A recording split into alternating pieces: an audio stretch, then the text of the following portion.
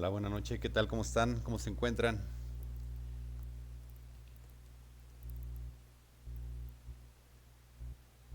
Buenas noches, Buenas profesor. noches, profe. Buenas noches, profesor. Espero todas y todos muy bien. Pues ya estamos listos. Eh, Vamos a hacer un pase de lista rapidísimo, si me lo permiten.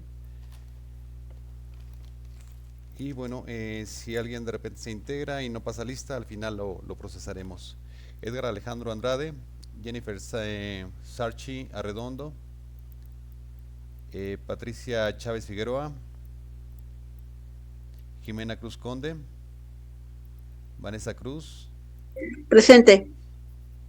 Ángela Sael Elizalde Castillo, Jessica Virginia García, Olga García Reyes, Alicia Guzmán Pérez,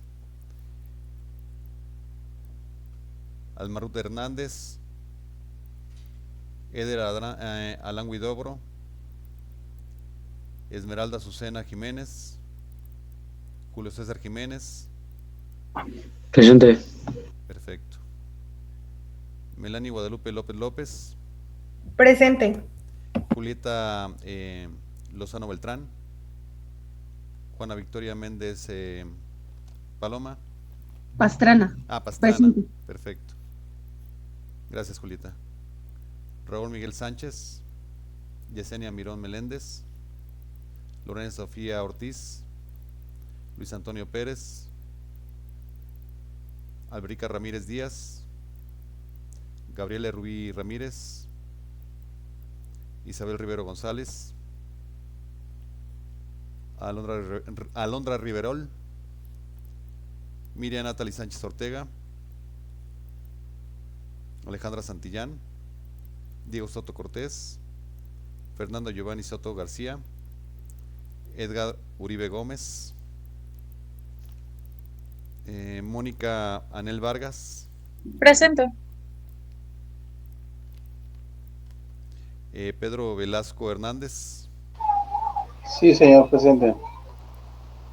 Daniela Saraí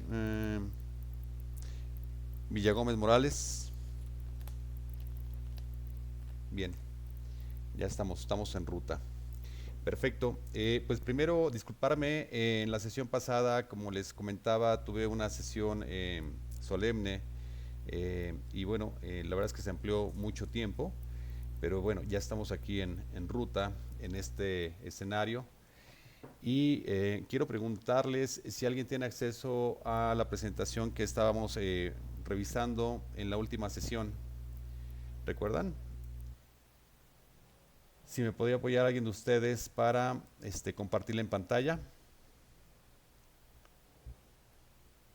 ¿Quién dijo yo?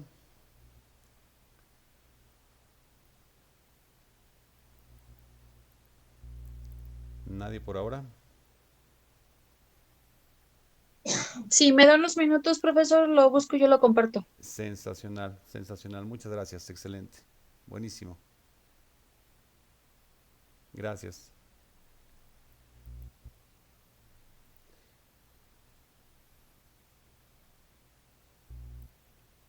Bien, mientras lo buscamos, vamos a hacer una cosa. Quiero compartirles una conferencia magistral, bastante interesante en la Semana de Comercio Exterior y Aduanas. Esta es una conferencia espejo, y bueno, justamente en estos días, ayer, hoy y mañana, estamos en la conferencia 2026, que también es sumamente interesante y habla sobre cuestión de derecho aduanero. El espectro es bastante amplio, en la cuestión de las conferencias y los ponentes son magistrales de primerísimo nivel. Entonces me gustaría que viéramos esta conferencia y bueno, también vamos a ver la de un nuevo sistema aduanero mexicano eh, mm, por parte del doctor Máximo Carvajal Contreras.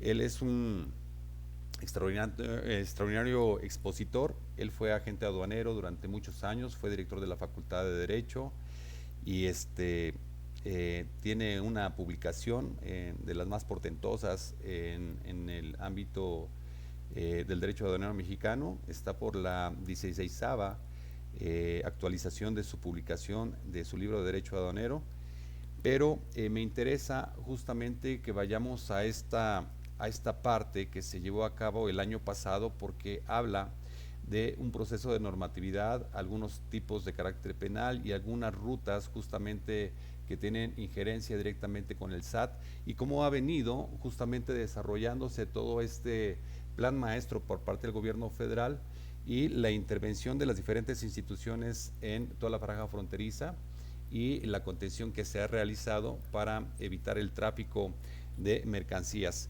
Esto en el marco de justamente que nuestra frontera de más de 3.000 kilómetros lineales entre el territorio mexicano y el de los Estados Unidos de Norteamérica, hay un tránsito prácticamente diario, cotidiano, de más de 40.000 camiones. Imagínense esa perspectiva, más de 40.000 camiones atravesando de una frontera a otra.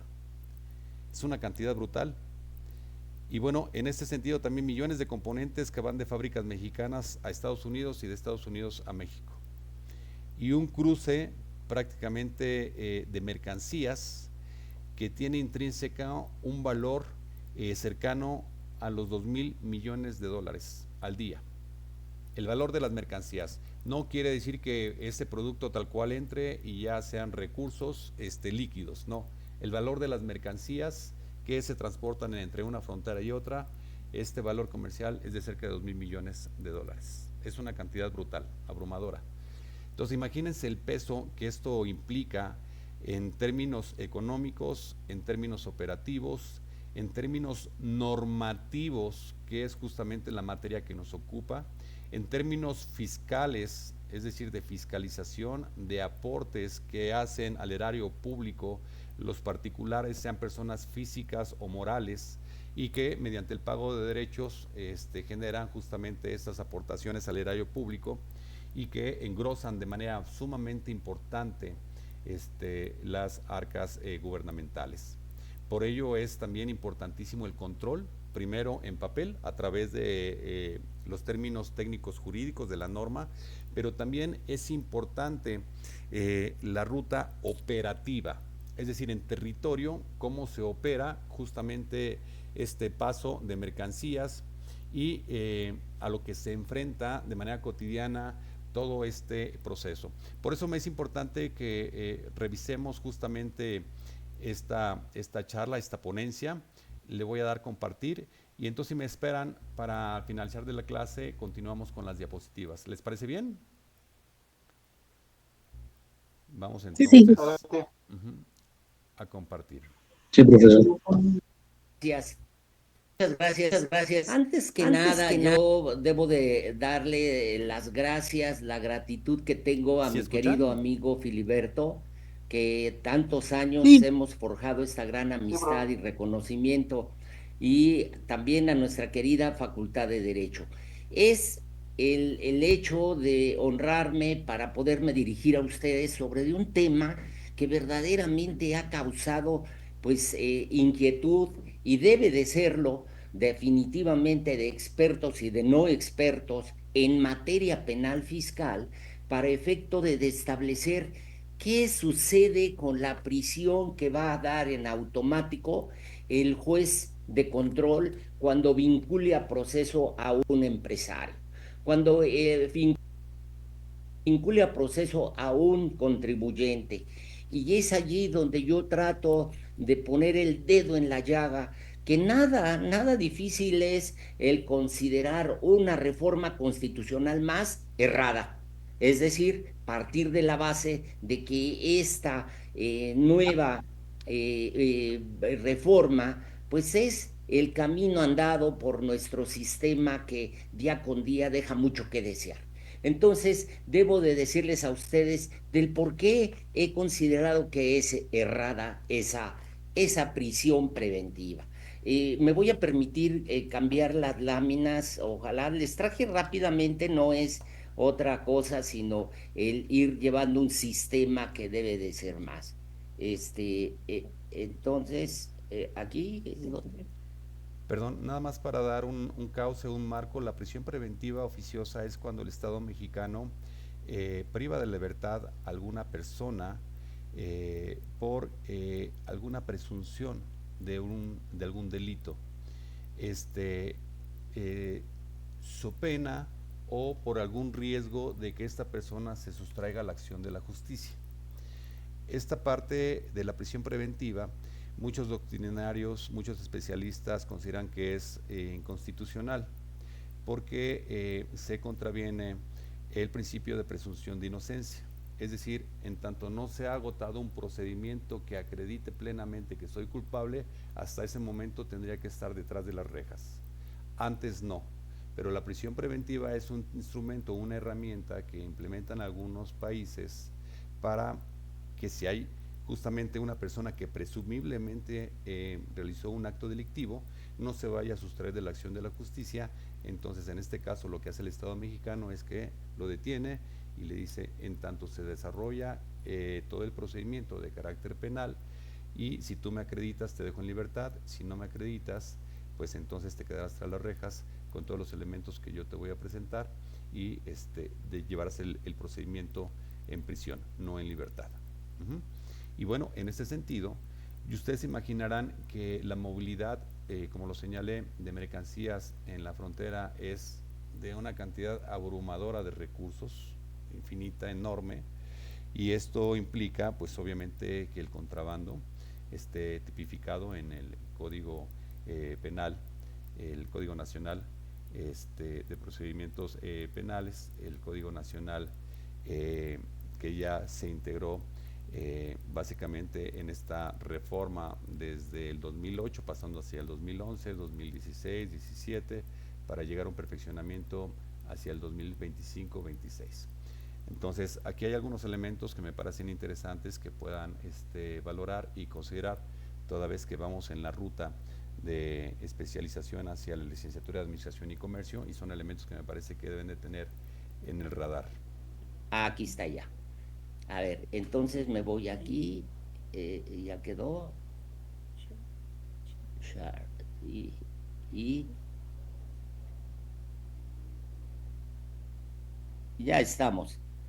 Ahora sí, me voy a permitir entonces decirles a ustedes cuál es la razón de mi afirmación al hablar de esa regulación. ¿Qué certificados faltan? Sería tan Nada amable más. de apagar su micrófono, Miri. No nos ha escuchado, pero ya estoy yo exponiendo, por favor. Muy bien. La prisión preventiva oficiosa trata de justificarse hacia un combate al contrabando, amén de otro delito fiscal que también causa mucha controversia. Entonces, el combate al contrabando es definitivamente uno de los focos para efecto de poder establecer esa prisión preventiva. Entonces, se justifica curiosamente, erróneamente, el constituyente permanente para decir, hemos fallado en la recaudación, y esa circunstancia para nosotros es verdaderamente sorpresiva. No se puede sustentar una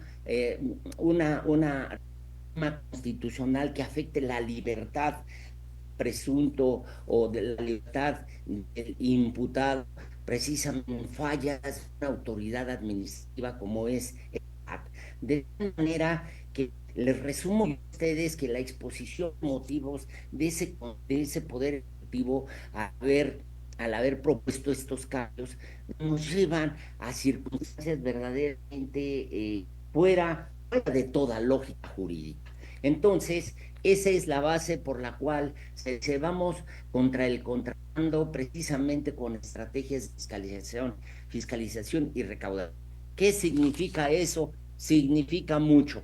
¿Por qué? Pues porque efectivamente el Ejecutivo ya tiene varios años, muchos años atrás, desde el 2018, el Ejecutivo ha dado una serie de lineamientos de trabajo cuyo eje rector es la atención al contribuyente, la recaudación y la fiscalización. Y entonces le llamó a estos planes maestros del SAT. ¿Qué quiero hacer en este ejercicio como sistema de administración tributaria? Y entonces me procuré buscar cuál era el campo relacionado con el tema del contrabando y cada año ese es uno de sus objetivos, el combatir el contrabando. En el 2024 se señaló que la fiscalización con el uso de inteligencia artificial a través de modelos analíticos de grafos y No machine mames, learning. somos 35. Porque somos... Magali, por favor, ya estamos exponiendo. ¿Podrías apagar tu micrófono?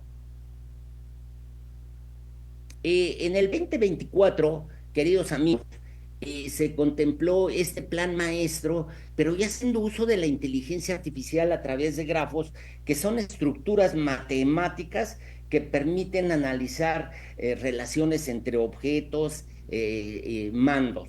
Y el machine learning o el machine learning, la rama de la inteligencia artificial que permite a las computadoras aprender a realizar tareas y a que ya no las esté programando el hombre, sino que a su vez se vayan a través de un aprendizaje automático, pues a identificar fundamentalmente, ese es el objetivo, redes de elusión, evasión y contrabando. Entonces, yo los vuelvo a ubicar, queridos amigos, quiero yo ubicarlos en el tema. Yo estoy manejando, manipulando la Constitución para establecer mayor fuerza, mayor presión en el contribuyente. Y yo le aviso que voy sobre por la evasión y el contrabando. Y entonces ya en 2025 ya nos vuelve a decir el Ejecutivo qué va a hacer con esa utilización y minería de datos para efecto de cruzar información, para hacer utilización de la inteligencia artificial y desde luego algo muy importante, hacer fiscalizaciones profundas para ir contra el contrabando y todas las acciones que van hacia el comercio exterior, fundamentalmente a mercado de combustibles, productos importados y falsificación de documentos aduaneros. Entonces tenemos nosotros que ese plan maestro tiene ese objetivo. ¿Cuál? El objetivo de atacar desde luego al contrabando.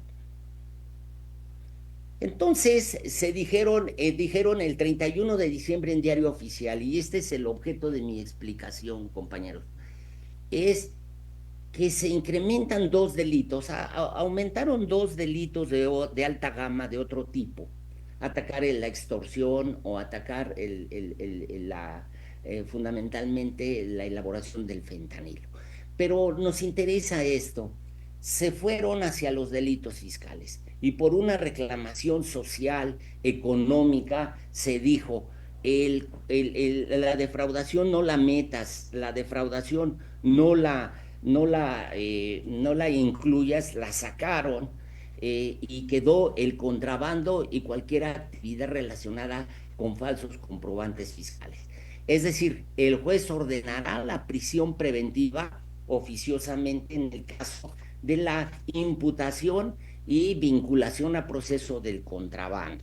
Entonces, tenemos nosotros que vale la pena que yo les explique a ustedes qué viene siendo este punto tan delicado y tan preocupante de la prisión preventiva. Hay dos tipos de prisión preventiva, es decir, te voy a tener en la cárcel mientras te juzgo. Ese es el punto, la prisión preventiva mientras te juzgo. Y este tipo de prisión preventiva tiene dos naturalezas y me gustaría explicarles a ustedes más bien la justificada. Quiero yo decirles a ustedes que la prisión justificada viene a ser aquella en la que una persona es imputada, un presunto delincuente, una persona es imputada de un delito y en consecuencia existen verdaderos elementos para efecto de que sí sea vinculado a proceso. ¿Qué quiere decir eso? Que exista una imputación de un delito, en todo caso un delito fiscal, el contrabando o cualquier actividad llevada a cabo con comprobantes fiscales falsos. Entonces, tenemos nosotros que cuando la ley dice tenemos a este presunto delincuente, pues entonces yo debo de evitar, dice la ley, evitar que esa persona moleste a los testigos, afecte o moleste a la víctima, o el ritmo, el proceso, lo obstaculice, o peor aún, yo debo de velar con que no se nos fugue.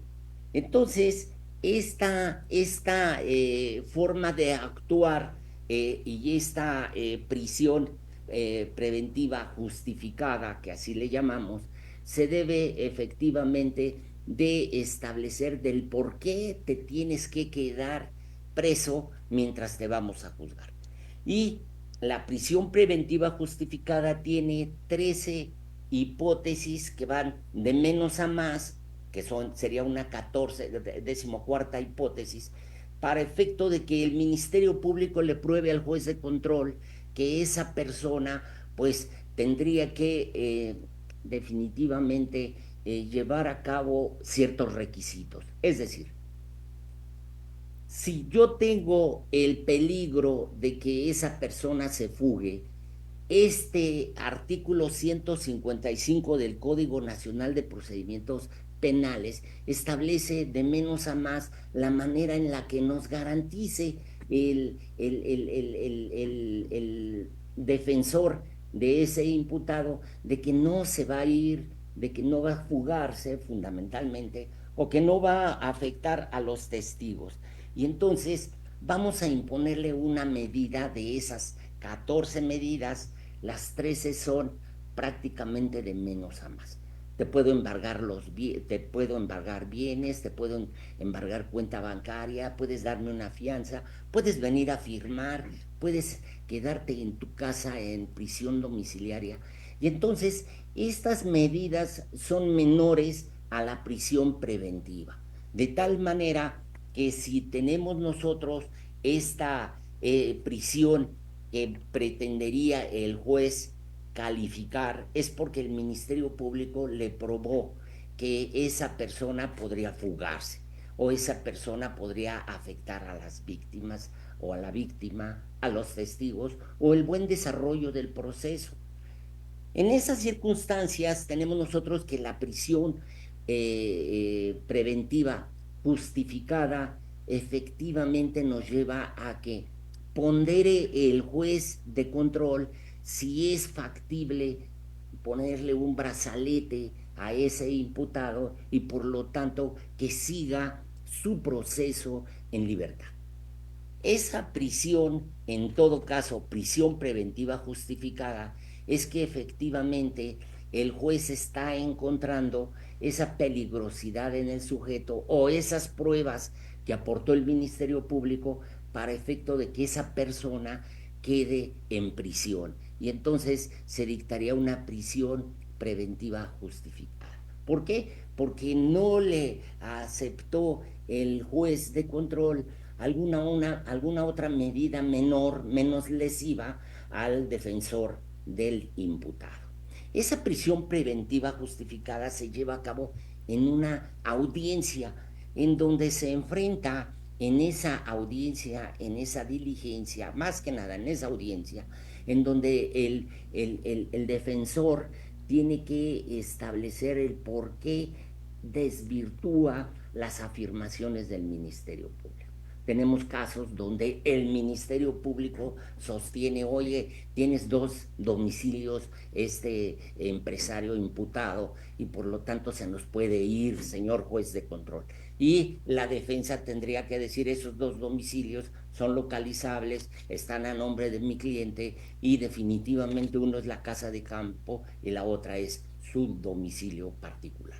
Ante esas circunstancias, en esa diligencia pondera el juez de control si otorga o no la libertad bajo una condición que establece el artículo 155. Vas a venir a firmar, te voy a poner un brazalete o me vas a dar una fianza. Alguna de las 13 hipótesis, pero muchas de las veces en estos casos de delincuencia organizada, en casos verdaderamente de alta peligrosidad, pues es indiscutible que el juez no tiene más que justificar que se queda en prisión preventiva el imputado. Una vez que tenemos ya cuál es la prisión preventiva justificada y donde hubo un debate o donde hubo una ponderación del propio juez para establecer si se queda o no en prisión ese presunto delincuente o ese imputado. La prisión preventiva oficiosa nace en el artículo 19 constitucional y nos da 20 delitos, ya ahora son 20 delitos, nos lista un números clausus, es decir, solo estos delitos se van a prisión preventiva oficiosa o automática. Es decir, yo te puedo acusar, empresario de contrabando, y por lo tanto, por el solo hecho de que ya está en el artículo 19 ese delito, pues te vas a quedar automáticamente en la cárcel. Es decir, quedas en prisión preventiva de oficio. La Corte Interamericana de Derechos Humanos ha dictado 2 fallos que ya todo mundo lo conoce. Yo recomiendo mucho leerlo. Son verdaderas historias del terror, pero ni modo, las tenemos que leer y yo les digo, los invito a que las vean. Son Panxle, Tecpile y su hermano y otro, se dice, contra México, y García Rodríguez y otro contra México. 2 sentencias que establecen, oye, la prisión preventiva oficiosa viola la presunción de inocencia. Es decir, debes de presumir la inocencia y por lo tanto hasta que haya elementos de culpabilidad, pues puedes tú dictar que una sentencia de culpabilidad. De tal manera que la Corte Interamericana dijo, México estás en falta. Y las sentencias después de 20 decisiones, 20 sanciones incluidas en cada sentencia, pagos en monetario, una serie de restricciones que le dan al Estado mexicano. La principal es retira, elimina tu prisión preventiva oficiosa. Entonces tenemos nosotros que lejos de retirarla, a pesar de que estaban recientes los fallos, el de García Rodríguez contra México, muy recientes, mandaron esta reforma, mandaron primero esa propuesta y llegó al final del 31 de diciembre del 24, pues que sí se elevó a reforma constitucional a pesar, pasando, pisoteando las jurisprudencias de la Corte Interamericana. Se establece en el artículo 19 esta propuesta de prisión preventiva oficiosa para 2 delitos fiscales: el contrabando y cualquier actividad que se realice con comprobantes fiscales falsos. Entonces nos interesa el contrabando.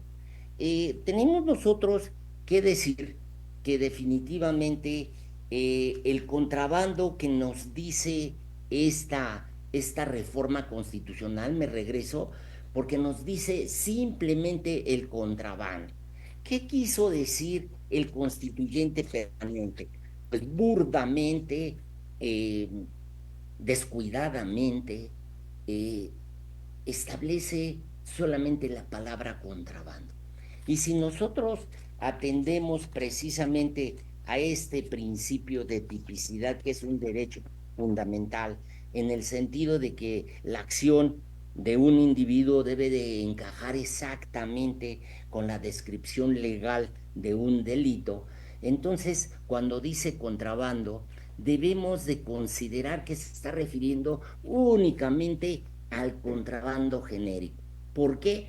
Porque la redacción del artículo 103, en todo caso, es presunción de contrabando y no entra. ¿Por qué? Porque es presunción de contrabando. Entonces, el constituyente permanente no incluyó dentro de su listado del artículo 19, no incluyó a la presunción de contrabando. Pues el artículo 103 del Código Fiscal de la Federación señala al inicio, se presume cometido el delito de contrabando. Es una presunción de contrabando. No es lo mismo que contrabando.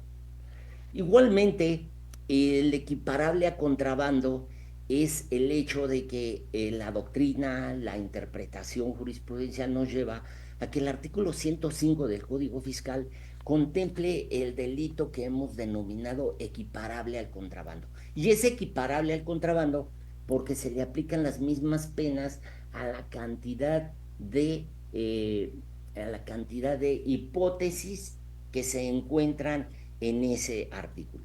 Uno contempla 23 hipótesis, el otro 15 hipótesis, que es la esencia de acciones específicas de contrabando. Luego, entonces, lo único que se castiga es el contrabando genérico, quien omitiendo el pago total o parcial de las contribuciones o cuotas compensatorias que deban cubrirse, se castigará como contrabando, o aquel que sin permiso de autoridad competente, cuando sea necesario este requisito, introduzca mercancías o extraiga del país o interne mercancías de importación o exportación.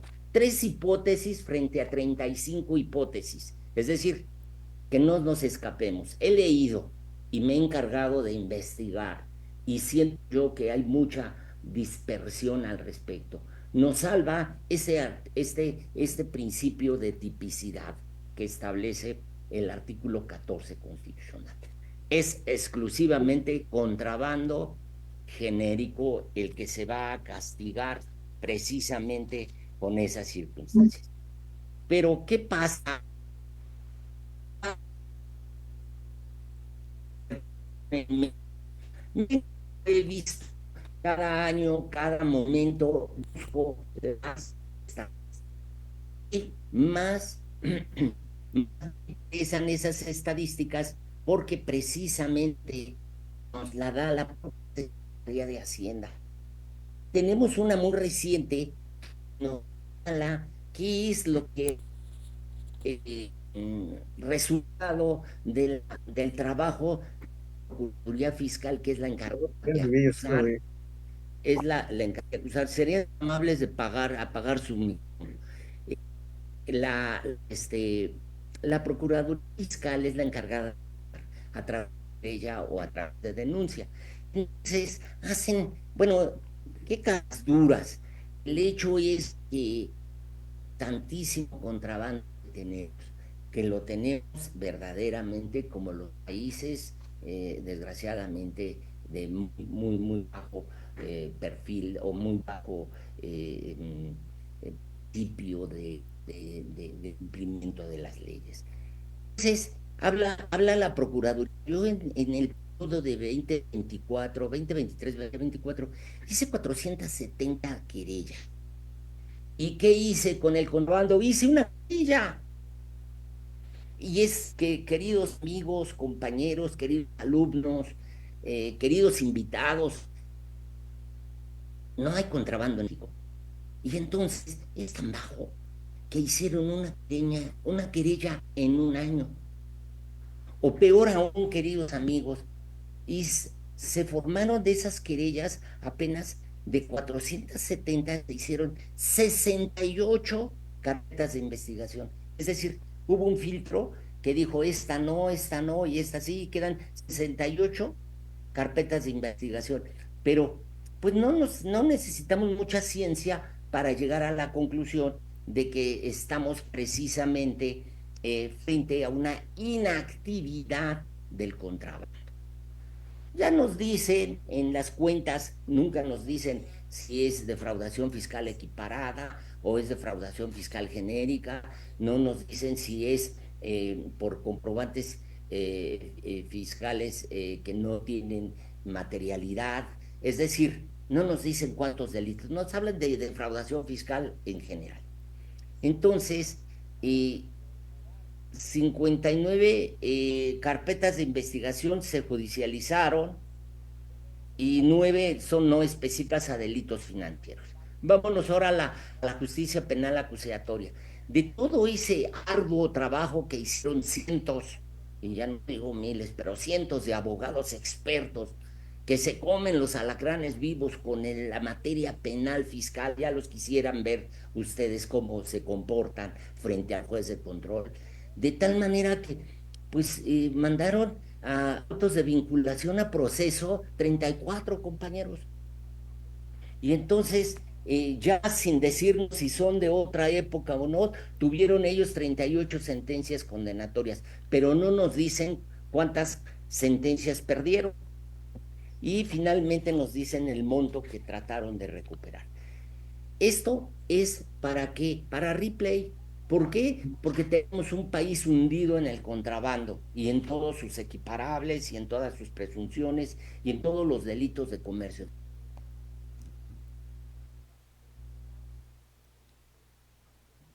Bien, voy a avanzar un poquito.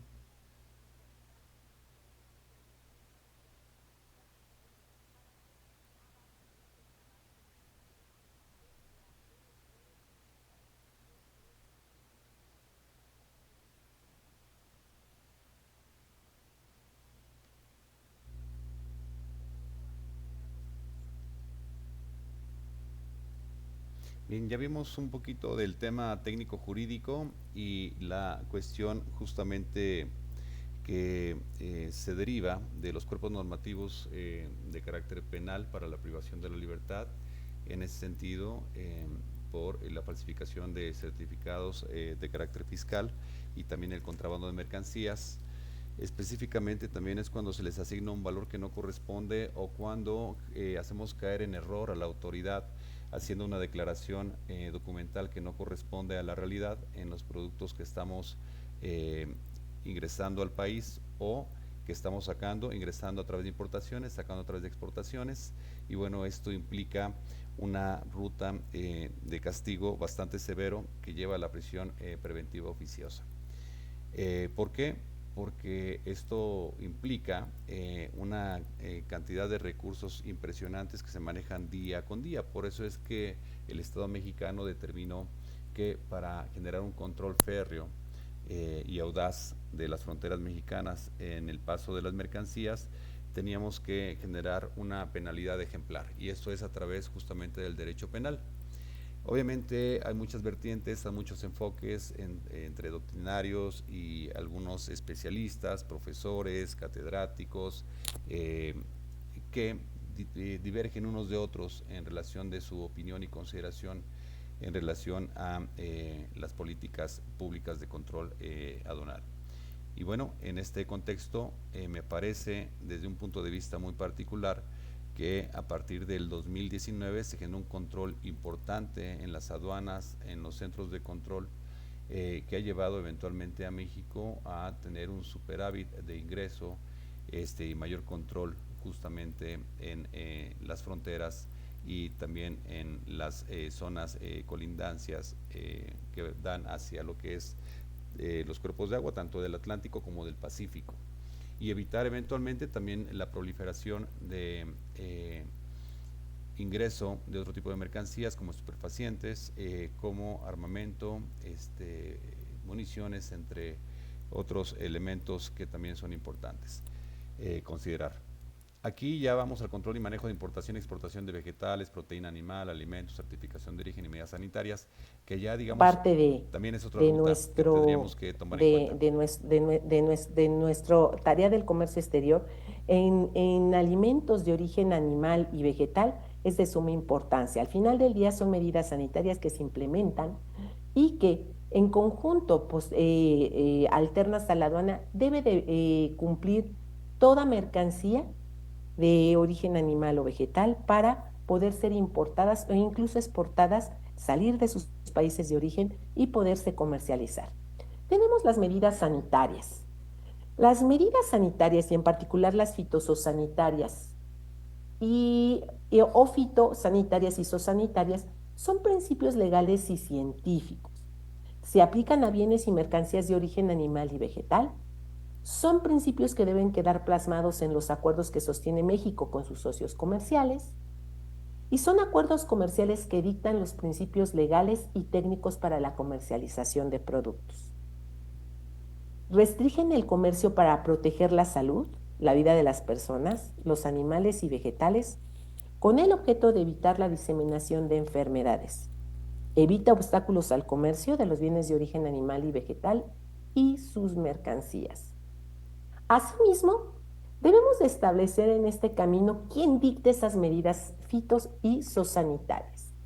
La Organización Mundial de Comercio y sus socios, mediante el Acuerdo de Medidas Sanitarias y Fitosanitarias, establecen las reglas para el intercambio de bienes de origen animal y vegetal y sus mercancías en los memorándums de entendimientos o acuerdos comerciales, donde se dictan las reglas y los principios científicos de los productos a comercializar.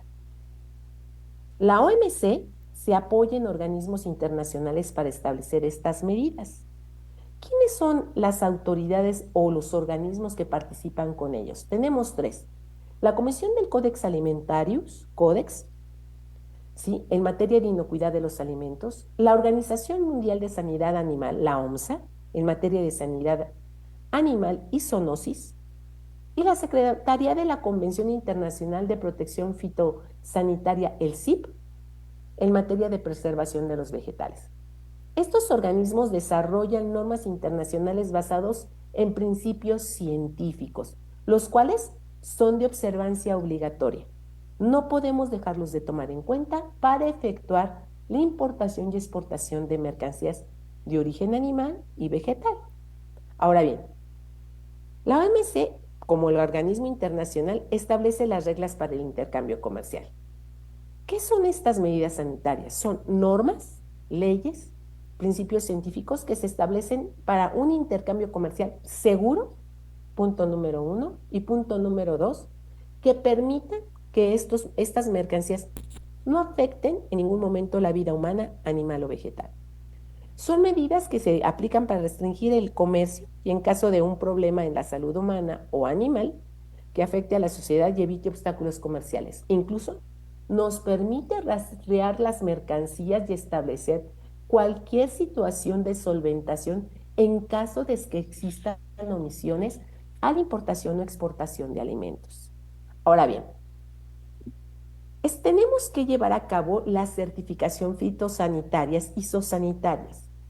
Vamos a tener un elemento muy importante, que es el certificado de exportación. Este documento va a contener los datos generales del origen de las mercancías y las medidas sanitarias que tienen que cumplir la mercancía que se pretende exportar y a su vez importar, ¿sí?, sean de origen animal o de origen vegetal. En ello se va a especificar incluso en el documento por qué normas tuvo que haber pasado dicha mercancía, ¿sí? Ahora bien, posterior a la firma de memorándums o acuerdos comerciales en materia de bienes de origen animal y vegetal y sus mercancías, se establecen los grupos de trabajo para el desarrollo de estos certificados, tanto los fitosanitarios y los zoosanitarios de exportación e importación. Estos grupos de trabajo que son generados por los estados parte, van a establecer y se establecen de acuerdo con personas y se integran de personal técnico, profesional, y que en realidad quien los emite son los ministerios o las secretarías de Agricultura en particular, ¿sí? Este personal es altamente calificado y técnico, ¿sí? Este personal, previo a la firma de memorándums y sistemas de memorándums y sistemas de vigilancia de enfermedades, bajo los principios científicos, ya llevó a cabo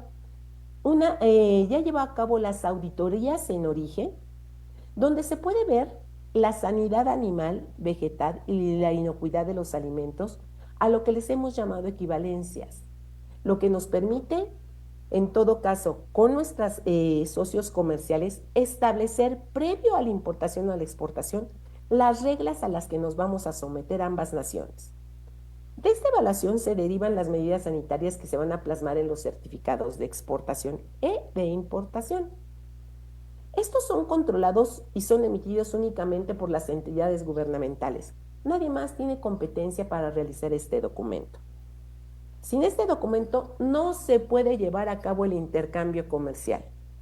Y en caso incluso de ingresar a puerto y haya pasado la verificación de la aduana, una vez que llega a las manos del personal que aplica las medidas sanitarias, que es personal científico muy preparado, en automático lo que obtenemos es un rechazo. La mercancía no puede pasar sin este documento que es de suma importancia. Estos documentos, como lo vamos generando, son revisados por el personal del gobierno, importador en los puertos de entrada, para poder establecer que esas mercancías cumplen la normatividad y que están exentas de cualquier situación anómala. Ahora bien, los países importadores cuentan con personal siempre capacitado en los puntos de inspección. Previamente están establecidos y sus actividades las van a realizar tanto en la revisión documental y física de los bienes de origen animal.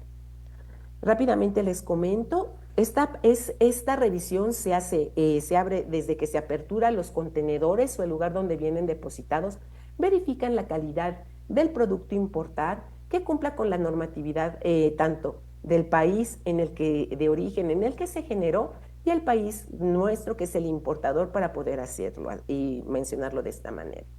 Este personal conoce de leyes, reglamentos y normas inherentes que permitan el ingreso de mercancías.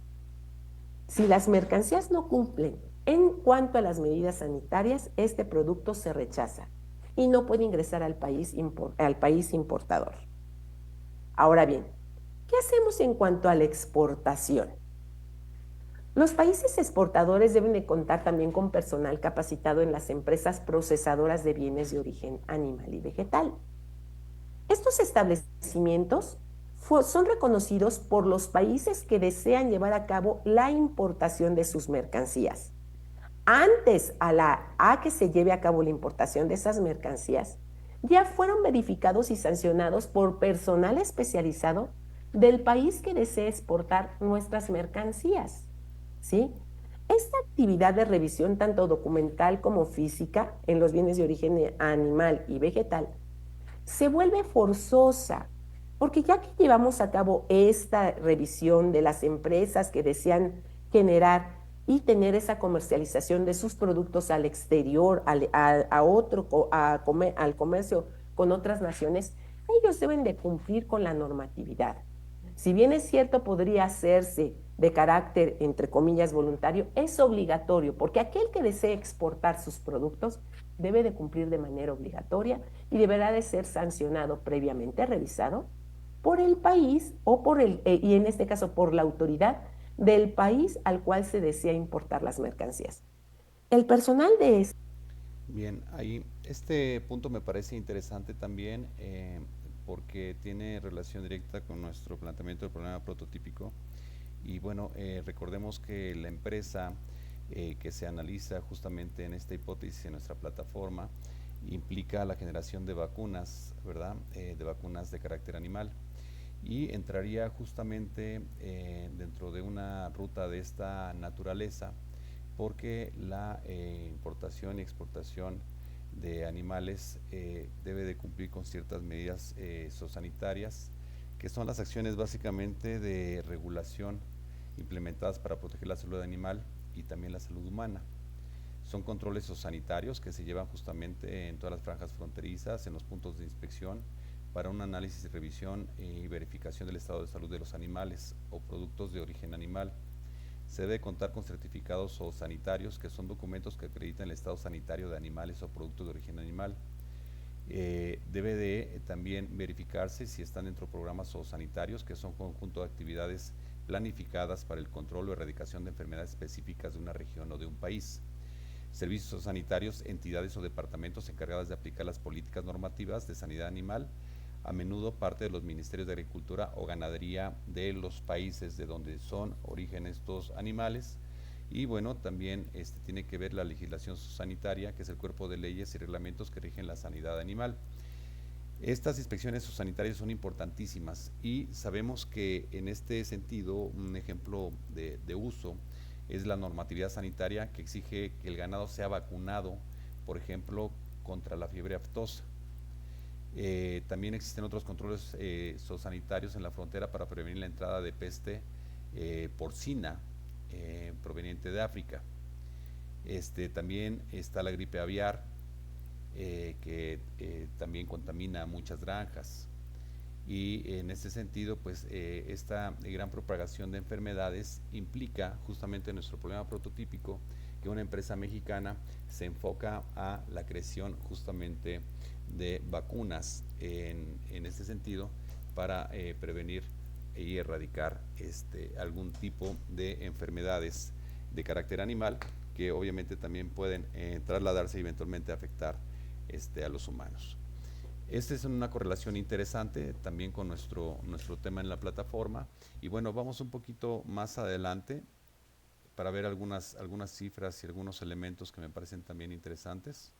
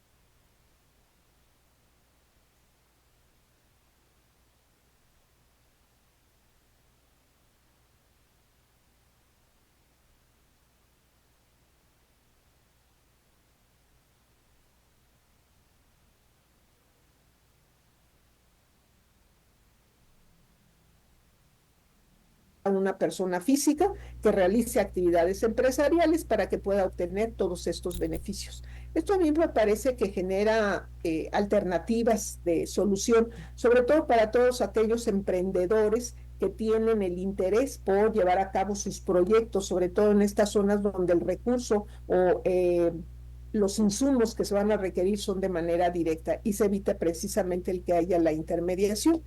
Esto es muy importante. La región donde se va a desarrollar es el Istmo de Tehuantepec, que comprende el estado de Oaxaca y Veracruz, y se denomina a esta zona el corredor interoceánico del Istmo de Tehuantepec. Las zonas que contempla son 10, es Coatzacoalcos 1, Coatzacoalcos 2, Salina Cruz, San Blas Atempa, que es uno de los más adelantados, San Juan Evangelista, Tequistepec, Matías Romero Avendaño, Santa María Mixtequilla, Ciudad Ixtepec y Asunción Ixaltepec.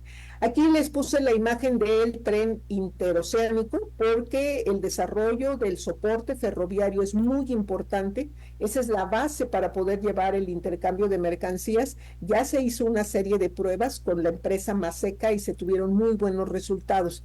Las operaciones que se pretenden realizar para el traslado de estas mercancías que se generen en estos polos de desarrollo es para la distribución en todo el país. Por eso también se ve como una alternativa para generar el llamado desarrollo a través del acercamiento de las diferentes empresas que van a brindar los insumos, es decir, el outsourcing.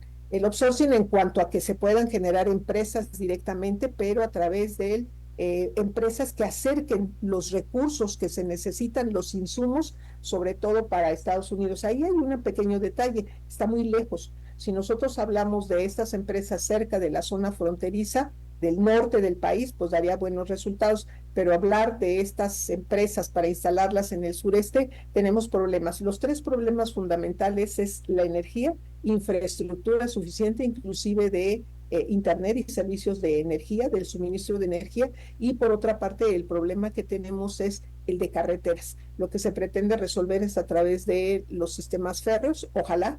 Se está dando impulso no solamente al transporte de cargas, sino también de pasajeros, aunque nosotros sabemos perfectamente bien por la experiencia a nivel internacional en que el nearshoring, que se me escapaba el concepto hace un momento. A partir del nearshoring sí pudiera ser posible, pero sin embargo lo veo difícil por el traslado. Sin embargo, con el planteamiento de que vamos a contar con el sistema férreo eficiente, pudiera generarse una opción. Sin embargo, el problema es que a nivel internacional lo que ha reflejado siempre es que los costos nos rebasan si se trasladan a través del sistema férreo. Pero bueno, estamos apostando a que efectivamente esto funcione en paralelo y que se generen los beneficios.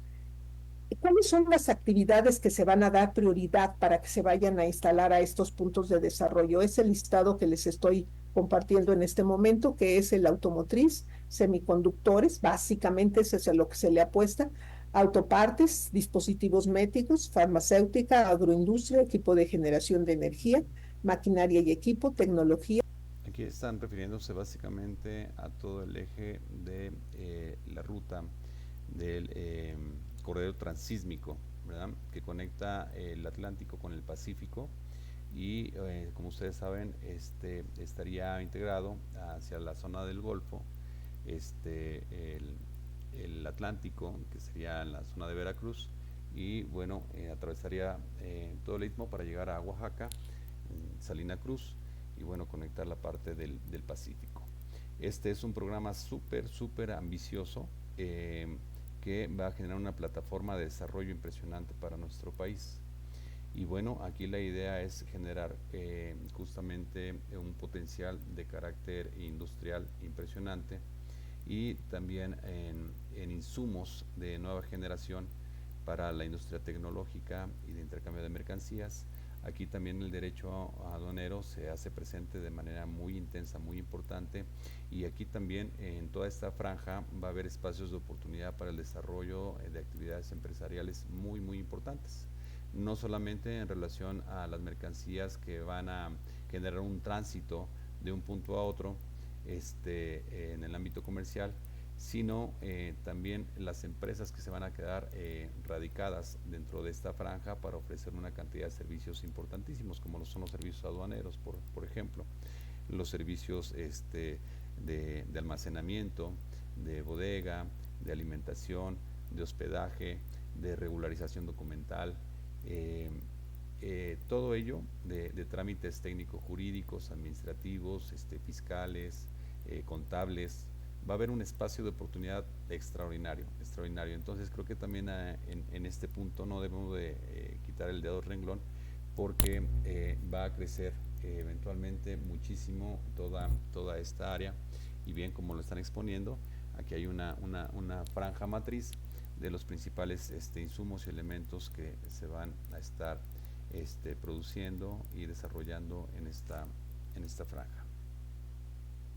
Metales petroquímicos. Y algo muy importante, la crítica que recibió el decreto de las actividades productivas que se contemplan, decían, pero es que no solamente hay estas, es que debieron de haber contemplado otras, debieron de haberlo dejado más abierto.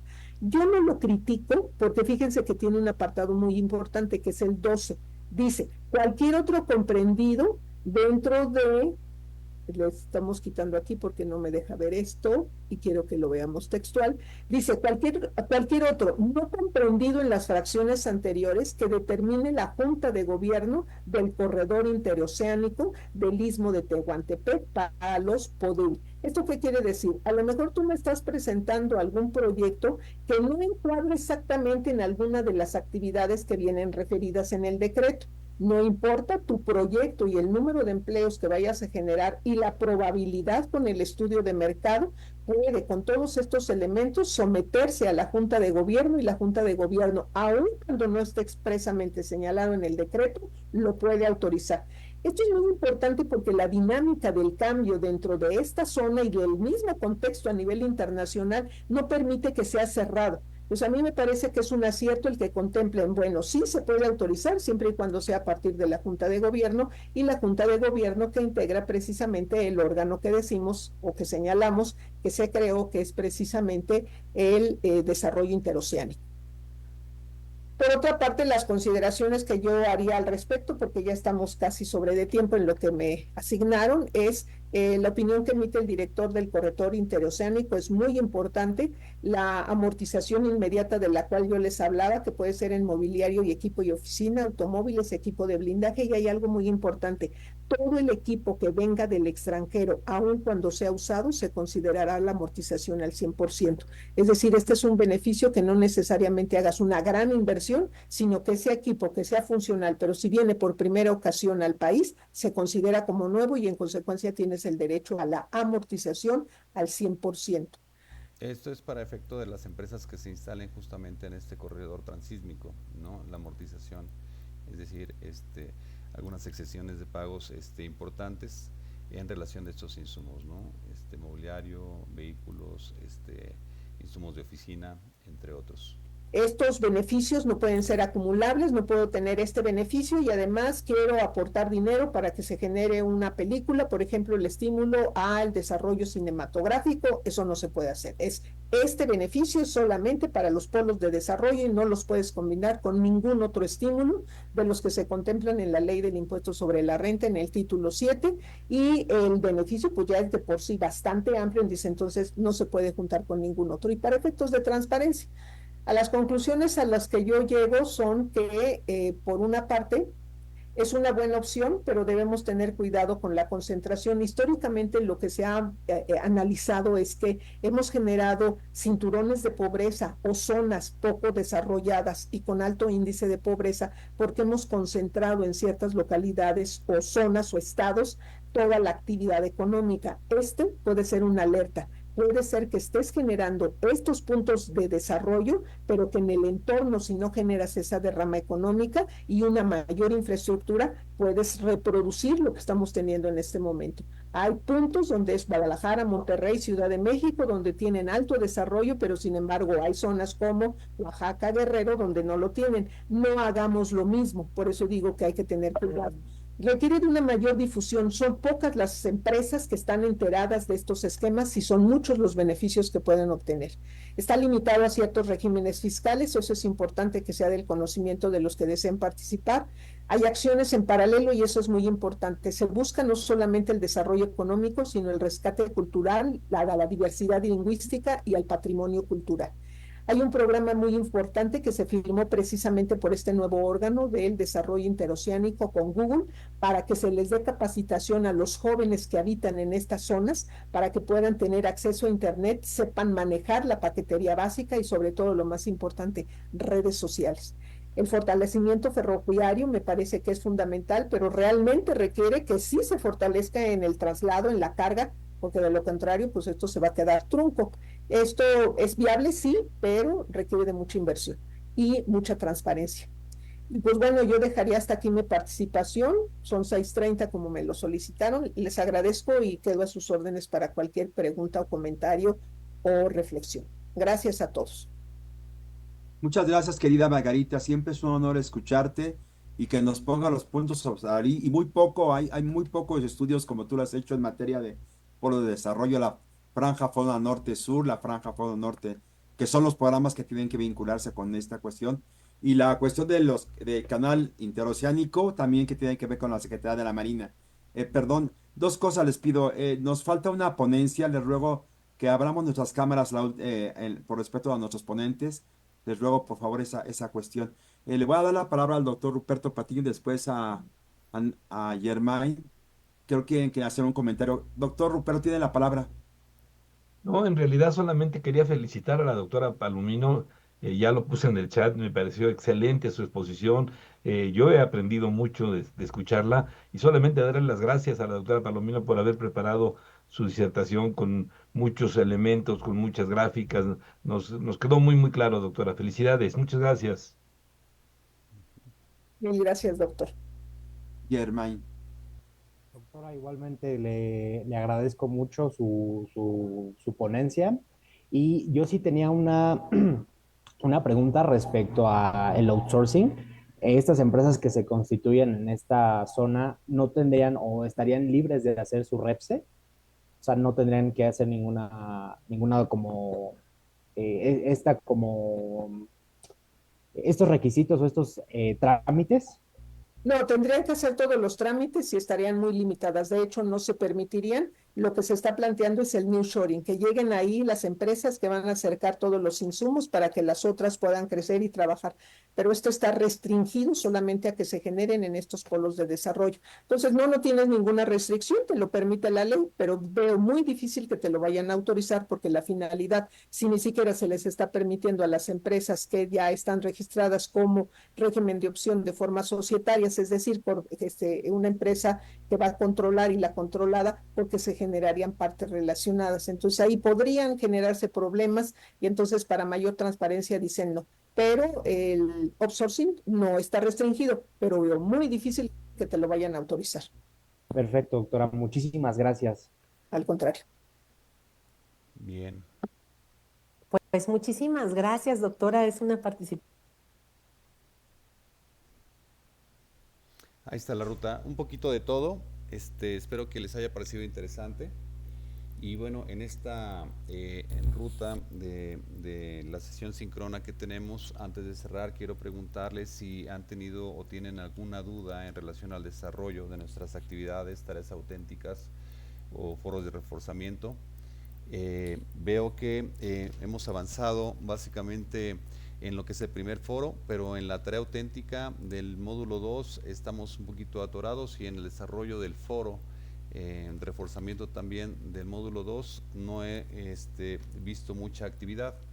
Entonces les voy a pedir que metamos un poquito de presión en ese sentido, porque ya el día de hoy aperturamos el módulo 3 y si no nos vamos a atrasar en esta ruta. Vamos a buen ritmo, pero también recordarles que en los foros de participación es importante que introduzcan sus participaciones de retroalimentación, porque el valor que yo le asigno a la participación en los foros cuando suben esta actividad es de 80 como máximo, 80 puntos como máximo, y a cada retroalimentación le asigno un valor de 10 puntos como máximo. Entonces, si ustedes dejan de hacer sus 2 retroalimentaciones, se van a quedar en un parámetro máximo, si les va excelente, de 80 y no más. Por ello es importante que sí cumplan con las retroalimentaciones para elevar su porcentaje de puntuación en estos foros y no los dejen pendientes. No cierro ninguna actividad, ninguna tarea, ningún foro hasta que prácticamente se termina el ciclo, pero sí es importante que vayan metiendo la celeridad para ir avanzando en esta ruta, porque si no tengo que estar regresándome a revisar y revisar y revisar. No tengo tema, es parte de mi proyecto, de la actividad que desarrollo, y lo hago con mucho gusto, y lo que me interesa es que ustedes vayan bien y en la medida de lo posible tengan una mejor puntuación. Dicho esto, preguntando si les voy a preparar un clip para la siguiente clase, muy ejecutivo, de todo este coloquio que está llevando a cabo en 3 días con diferentes ponentes justamente sobre derecho aduanero, y voy a hacerles cortes de los puntos más importantes para compartirlos la siguiente sesión, y también compartirles el link para que en un momento determinado que ustedes tengan más tiempo lo puedan ver con más tranquilidad, porque hay elementos y hay cifras, hay numeralia al 2026, porque el foro se está llevando actualmente en la UNAM, concluye el día de mañana. Y bueno, están manejando cifras completamente actualizadas, datos muy importantes, completamente vigentes, porque México está ahorita con un potencial y está con todo en el comercio internacional y en todo lo que implica la regulación aduanera, y se está metiendo fuertísimo a la pelea y a la palestra del comercio internacional. Con la ruta que se está dando actualmente con el presidente Trump, que es muy desafortunada porque parece que ya no le llega, como dirían coloquialmente, el agua al tinaco. Ya está muy empecinado en las cuestiones bélicas y ha dejado de generar valor agregado a los proyectos de carácter comercial y a lo realmente importante, y se ha concentrado en las cuestiones bélicas que no llevan a ningún lado absolutamente. Y bueno, México está previendo justamente todos estos escenarios, si bien no son favorables, pero también se están cambiando las miras hacia otros espacios, otras latitudes, con otros países con los cuales podamos crear un intercambio comercial dinámico, y no estar supeditados al vecino país, aunque al final del día este proceso de colaboración comercial que se ha venido fortaleciendo con Estados Unidos nos ha llevado a que nosotros seamos su principal socio comercial. Y eso obviamente no se puede desvanecer de la noche a la mañana. Tiene que implementarse justamente una ruta, pero México también tiene que ser responsable y previsor de que Estados Unidos no puede ser su único socio comercial y tiene que ampliar las miras. Y justamente el transísmico es uno de estos elementos que van a fortalecer esa multilateralidad en el sentido de carácter comercial. Si bien es cierto, México tiene prácticamente 2 docenas de acuerdos de carácter comercial internacional, La idea es que estos escenarios se fortalezcan en forma real, en forma clara, en forma operativa, y que sean y que brinden un mejor beneficio justamente en un entorno de sostenibilidad, de cuidado del medio ambiente, el cuidado de nuestra integridad, nuestras raíces, nuestra cultura, nuestra historia, los derechos humanos, por supuesto, y que sean viables ética y comercialmente. Entonces es un panorama muy interesante, y bueno, ya la siguiente clase estaremos convidando tanto cuestiones de las plataformas y de las actividades a realizar, como justamente de este coloquio de Derecho Aduanero y comercio exterior. No sé si tengan alguna duda al respecto hasta el momento. Ninguna, gracias. Ninguna, perfecto. Y bueno, nos faltaban creo que 3 diapositivas. Si lo consideran pertinente, las concluimos la siguiente clase. ¿Les parece bien? Levanten la mano. Sí, perfecto. Muy bien, pues descansen, pasen buena noche, estamos pendientes, y si están fuera de casa, lleguen con bien a casa. Si ya están en casa, descansen, sean felices, cuídense mucho y sigan como hasta ahora, van bien, en calificaciones en términos generales van bastante bien. Entonces, nada más si tienen enlace con algunos compañeros que no han ingresado a la plataforma para cumplir con sus actividades, por favor coméntenles que está abierta la plataforma y en ese sentido pueden ingresar sus actividades ya a la brevedad, sería lo interesante. ¿Sale? Cuídense mucho, que estén bien, bonita noche. Gracias, hasta luego, igual. Hasta luego. Gracias, profe, buenas noches. Buenas noches, que estén bien, Pedro. Gracias, igualmente. Julio César, que estén bien, hasta luego. Buenas noches.